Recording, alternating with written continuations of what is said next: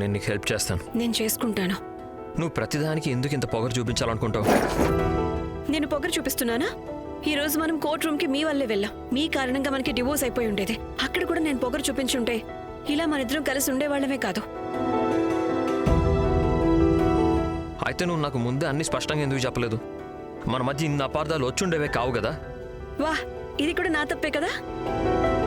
మీ మీద ఇప్పుడు చాలా కోపం వస్తుంది.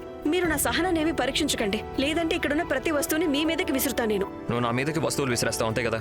సరే అయితే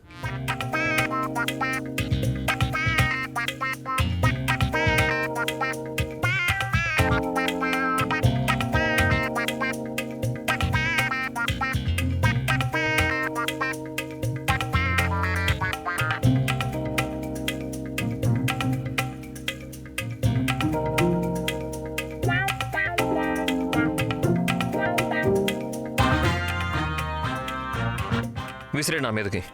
కానీ నేను ఇప్పటికీ అదే అంటాను, నువ్వు నాకు ఇవన్నీ ముందే చెప్పుంటే మన మధ్య ఇన్ని ప్రాబ్లమ్స్ వచ్చుండేవే కావు. మీరు ఇప్పుడు నన్ను ఫోర్స్ చేస్తున్నారు. అయితే ఓ పని చేయ, వస్తువులు విసిరిగొట్టున్నా, నేను ఇక్కడే నిలబడతాను. నేను నిన్ను అసలు ఏమీ ఆపను. విసురు. నేను ఒక్కసారి కాదు, నిజానికి మాటి మాటికి చెప్పాను. మీతో చెప్పాలని ప్రయత్నించాను కూడా, కానీ మీరే నేను చెప్పేది వినడానికి సిద్ధంగా లేరు. మీకు నచ్చ చెప్పేందుకు వచ్చిన ప్రతిసారి మీరు నన్నే అనేవారు నేను అబద్ధాలు చెప్తున్నాను, కథలు అల్లుతున్నానని. నేను మీకు చెప్తున్నాను కదా, నేనేం కథలు రాసేదాన్ని కాదు. నేను న్యూస్ రిపోర్టర్ని. అండ్ ఈ రోజు బ్రేకింగ్ న్యూస్ ఏంటంటే, నేను మీ తల ముక్కు మొహమాన్ని పగల కొట్టేస్తాను.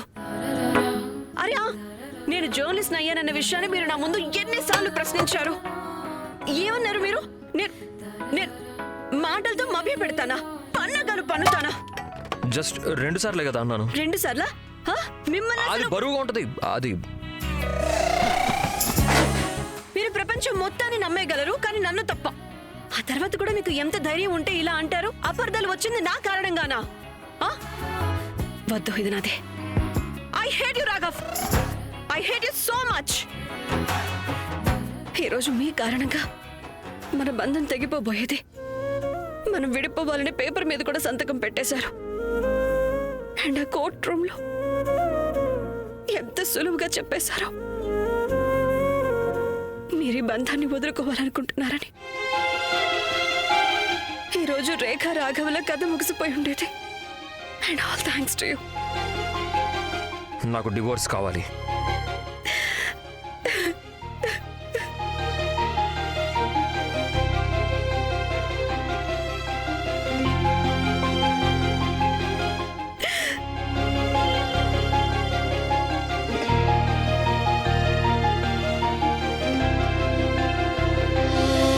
ఐఎమ్ సారీ రేఖ. మీరు చాలా స్మార్ట్ రాఘవ్, మహా మొద్దు కూడా. నేను మొద్దుని కాదు, కానీ నీ ముందు అలా అయిపోతుంటాను అంతే. స్పెషల్లీ నేను రోహిత్తో చూసినప్పుడు నా బుర్రలో ఏ ఫ్యూజ్ ఊడిపోతుందో తెలీదు.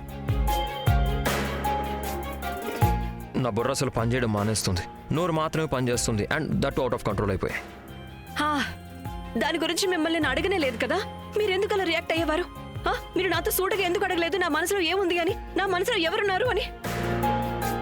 నువ్వు మళ్ళీ మొదలు పెట్టేసావా? నా ప్రశ్నలకి సమాధానం చెప్పండి.